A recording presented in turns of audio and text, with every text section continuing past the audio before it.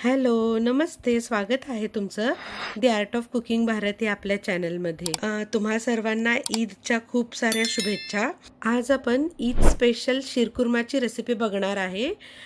चला तर मग झटपट रेसिपीला सुरुवात करूया. मी इथे एक जाड बेस असलेलं पातेलं घेतलेलं आहे आणि त्याच्यामध्ये मी 1 लिटर इतकं दूध घेतलेलं आहे. हे मी म्हशीचं दूध घेतलेलं आहे. थोडंसं आपल्याला क्रीम असणारं दूध वापरायचं आहे, म्हणजे त्याच्यामुळे आपला जो शीरकुर्मा आहे तो एकदम क्रीमी होतो. मीडियम फ्लेमवरती आपल्याला हे दूध व्यवस्थित उकळून घ्यायचं आहे आणि दूध उकळल्यानंतर आपण पुढची प्रोसेस करणार आहे. चला तर मग व्यवस्थित ह्या दुधाला एक उकळी काढून घेऊया. मी इथे अर्धी वाटी इतकी साखर घेतलेली आहे. उकळलेल्या दुधामध्ये ही साखर आपण ॲड करायची आहे आणि या साखरेला आपण दुधामध्ये व्यवस्थित मिक्स करून घेणार आहे. सतत हलवत राहायचं आहे आपल्याला याला. साखर तुम्हाला जशी आवडेल त्याप्रमाणे तुम्ही ती कमी जास्त केली तरीसुद्धा चालेल.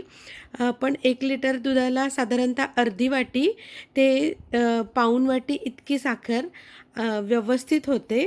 तर तुम्ही तुमच्या आवडीप्रमाणे ती थोडी जास्त कमी फार करू शकता. हे दूध आपल्याला थोडंसं आटोपर्यंत असंच उकळत ठेवायचं आहे आणि सुरुवातीलाच आपण साखर घालून घेतली आहे. त्याचं कारण असं की जर तुम्ही बिन साखर घालता दूध तसंच उकळत ठेवलं तर कधीकधी ते दूध फाटण्याची शक्यता असते. तर आपलं दूध खराब होऊ नये तर याच्यासाठी आपण सुरुवातीलाच साखर घातलेली आहे आणि या दुधाला व्यवस्थित आपण उकळणार आहे आणि त्याची जी क्वांटिटी आहे तर ती थोडीशी आपल्याला कमी करून घ्यायची आहे. तर मी ते करून घेते.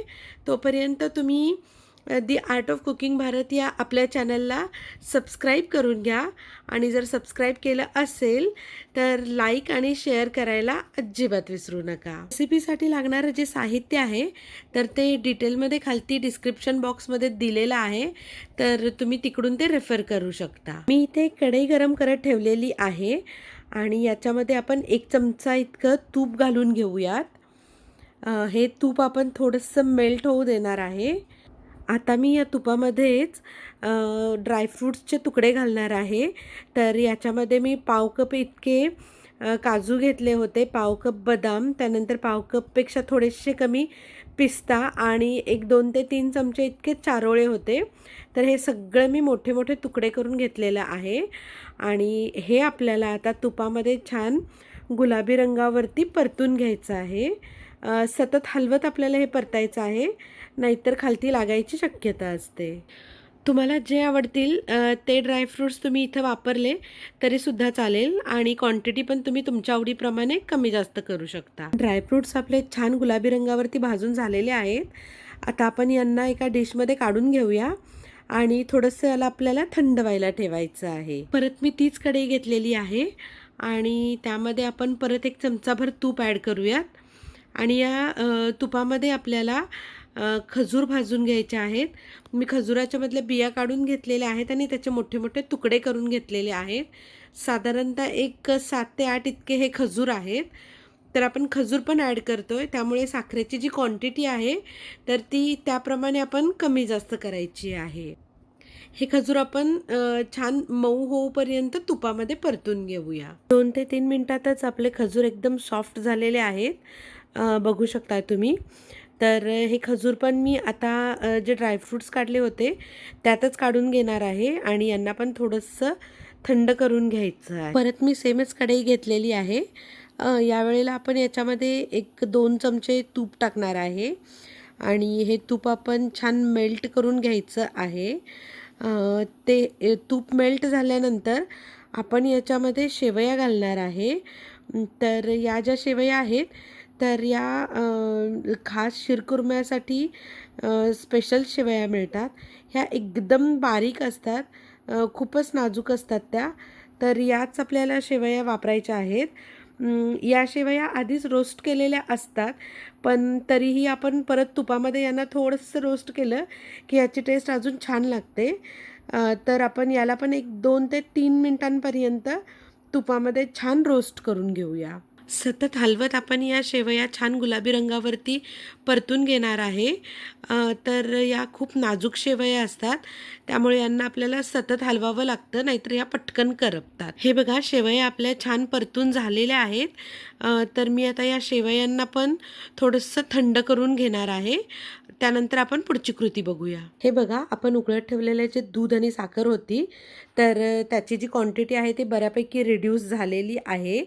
तर आता आपण काय करणार आहे, मगाशी जे भाजून ठेवलेले ड्रायफ्रूट्स होते, तर ते आपण या दुधामध्ये ॲड करायचे आहेत आणि ते ॲड केल्यानंतर साधारणतः आपण एक 7 ते 8 मिनिट ड्रायफ्रूट्स आणि दूध साखर हे जे मिश्रण आहे, तर ते छान उकळू द्यायचं आहे. इथे आपण शिरखुर्मा बनवताना तुपामध्ये भाजून जे खजूरचा वापर केलेला आहे, तर त्याच्यामुळे आपल्या शिरखुर्म्याची जी टेस्ट आहे ती एकदम अप्रतिम होते. त्यामुळे नक्की तुम्ही वापरून बघा. साधारण 7 ते 8 मिनिट झालेले आहेत. तर भाजून ठेवलेल्या आपल्या ज्या शेवया होत्या त्या पण आपण या दुधामध्ये ॲड करणार आहे. मिश्रण छान व्यवस्थित मिक्स करून घेऊया आणि दुधामध्ये या शेवया व्यवस्थित शिजूपर्यंत आपल्याला हे तसंच ठेवायचं आहे. 15 ते 20 मिनिट झालेले आहेत आणि हे बघा, आपल्या ज्या शेवया आहेत त्या व्यवस्थित शिजलेल्या आहेत आणि ड्रायफ्रूट्स पण जे आहेत ते थोडेसे हलकेसे मऊ झालेले आहेत. शिरखुर्मा आपला तसा तयार आहे, पण याचा स्वाद अजून वाढवण्यासाठी आपण याच्यामध्ये साधारणतः अर्धा ते पाऊण टीस्पून इतका वेलचीची पूड घालणार आहे आणि जायफळ पण घालणार आहे मी, पण ते जायफळ डायरेक्ट किसून घालणार आहे.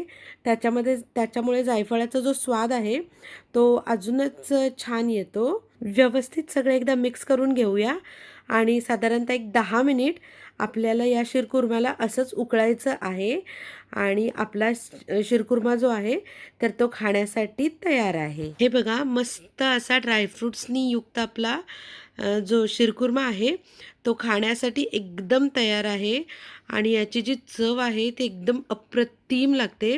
तर याच्या आधी तुम्ही कधी शिरखुर्मा जर केला नसेल तर यावेळेला नक्की ट्राय करून बघा. आणि तुमचा शिरखुर्मा कसा झाला होता आणि तुम्हाला माझी शिरखुर्म्याची रेसिपी आवडली का, हे मला दी आर्ट ऑफ कुकिंग भारत या आपल्या चॅनलवरती सांगायला अजिबात विसरू नका. त्याचबरोबर तुम्ही दी आर्ट ऑफ कुकिंग भारत या आपल्या चॅनलवरती जर नवीन असाल तर चॅनलला नक्की सबस्क्राईब करा. त्याचबरोबर लाईक आणि शेअर पण करा.